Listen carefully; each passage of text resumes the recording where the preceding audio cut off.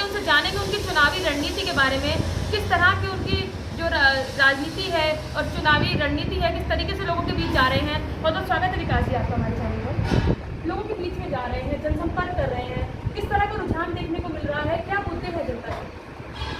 नमस्कार जी, सबसे पहले तो मैं जो न्यूज़ चैनल है आपका उसका धन्यवादी हूँ कि आपने इस चुनाव को कवरेज करने का बेड़ा उठाया है और आप मुझ तक भी इंटरव्यू लेने के लिए आए हैं। मैं इस काबिल हूँ नहीं हूँ मुझे पता नहीं है, लेकिन जो आपका भी पहला सवाल था कि क्या आप क्यों आए हैं, किस लिए आए हैं, देखिए सेवा करने का भाव है।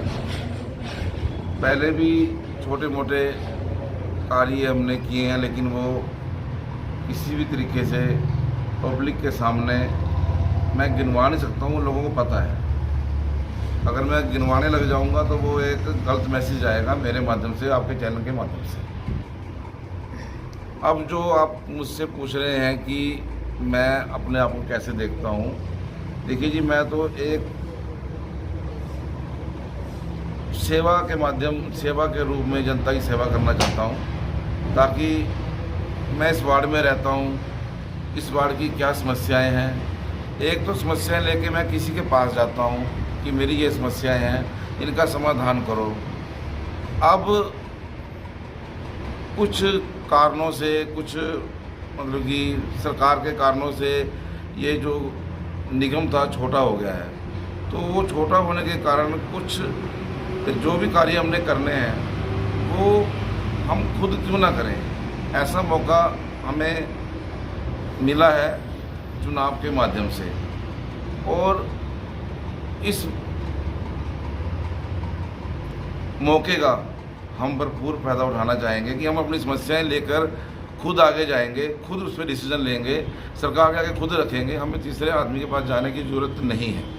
आपके सामने और भी प्रत्याशी खड़े हैं, आपने कहा कि हमें मौका मिले तो, क्योंकि कहीं ना कहीं वो सिंबल पर लड़ रहे हैं, तो क्या जनता समझ पाएगी कि हमारे मुद्दों को सदन तक कौन ला सकता है? देखिए, सिंबल पर लड़ना ये पार्टियों का अपना डिसीजन है। इलेक्शन, ये जो इलेक्शन है ये आपसी भाईचारे का इलेक्शन है। इसे सिंबल पर नहीं, आपसी तालमेल से मिलकर जीता जा सकता है। मैं किसी सिंबल पर नहीं हूँ, लेकिन किसी न किसी संस्था से जुड़ा हूँ।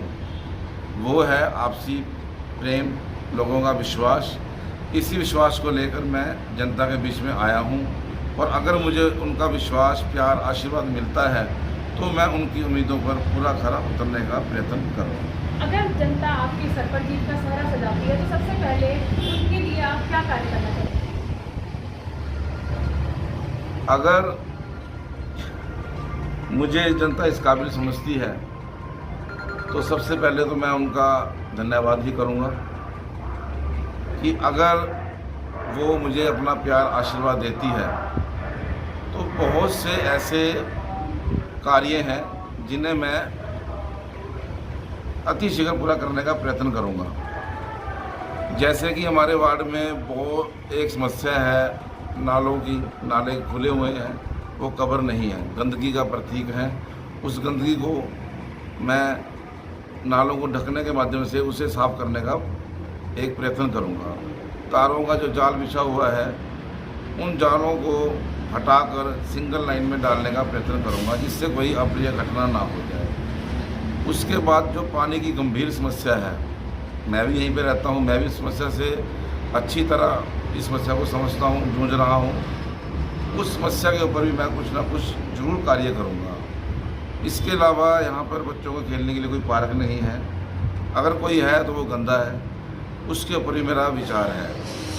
और अधिक से अधिक पेड़ लगाने का भी मेरा दिल के अंदर बहुत अच्छा एक विचार आता है कि मैं अधिक से अधिक पेड़ लगाऊं और लोगों को बोलूं कि आप भी पेड़ लगाएं। और जैसे इसके अलावा मैं आपको छोटी सी बात एक और बताऊंगा कि मैं अपने वार्ड को एक सिक्योरिटी पर्पज़ के हिसाब से भी देखता हूं, क्योंकि हर तरफ से कुछ भी सिक्योरिटी पर्पज़ नहीं है। पशु आते हैं, आवारा कुत्ते आते हैं, इन सेंस की जानवर आते हैं, तो उनके लिए सिक्योरिटी पर्पज़ के हिसाब से मैं हर मोड़ गली पर इसे एक गेट के माध्यम से और कैमरे के माध्यम से एक सिक्योरिटी पर्पज़ के हिसाब से उसे देखता हूँ। ऐसा भी मेरा करने का एक विचार है, प्रयास है। इसके अलावा हमारे यहाँ पर जो एक और समस्या है कि एक शिव धाम है, एक शिव मंदिर होता है, शिव धाम होता है, जो हमारी आखिरी यात्रा के समय हमें वहाँ जाना होता है। लेकिन मैं ऐसा इसलिए कह रहा हूँ, पहले तो भगवान सबकी लंबी उम्र करे, किसी को किसी प्रकार से कोई रोग ना हो, स्वस्थ रहें। लेकिन जो सच है वो सच है कि उस तरफ भी किसी का ध्यान नहीं है। उस शिवपुरी या शिव धाम को भी मैं ठीक और साफ़ सुथरा करने का प्रयत्न करूँगा। इसके अलावा एक ख्याल मेरे मन में हो आता है कि जैसे हम किसी के घर जाते हैं, अब कोई नंबर मैं ढूंढ रहा हूँ, मकान पे नंबर लिखा हुआ है लेकिन वो मुझे पता नहीं है, मुझे हर गली में घूमना पड़ता है कि ये नंबर है कहाँ पे। तो मैं हर मोड़ पे एक नंबर प्लेट लगाने का प्रयास करूँगा कि इस गली में यहाँ से लेकर यहाँ तक नंबर है। इट मीन्स कि मेरा नंबर इस गली में नहीं है, मुझे इस गली में नहीं जाना। तो मैं इस तरीके से भी इस वार्ड को देख रहा हूँ, इस समस्या को भी मैं देख रहा हूँ और इसको भी दूर करने का मैं भरपूर प्रयत्न करूँगा। जिस तरह की आपकी बातों से हमें एहसास हो रहा है, कहीं ना कहीं चुनावी वादे और दावे सब करते हैं, लेकिन एक छोटी छोटी बारीक चीज़ों पर जिस तरह से आपने चिंतन किया है, चाहे पर्यावरण की बात हो जाए, चाहे वो आप इस स्ट्रीट की बात कर रहे हो या इस तरह के बोर्ड्स की बात कर रहे हो, कहीं ना कहीं वो आपको और प्रत्याशियों से अलग करती है। आप अपने वार्ड की जनता से क्या अपील करना चाहेंगे? मैं जनता से बस यही हाथ जोड़कर अपील करूँगा कि आपका जो भी आशीर्वाद होगा वो मुझे मंजूर होगा। मैं ऐसा हूँ जैसा आपसे आज मिल रहा हूँ, ऐसा ही मैं चुनावी वादा।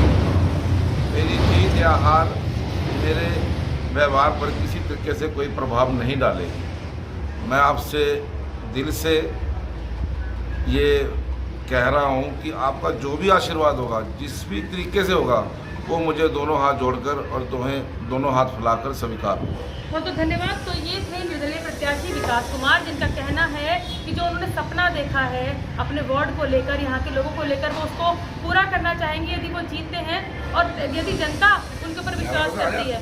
आप देखते रहिए।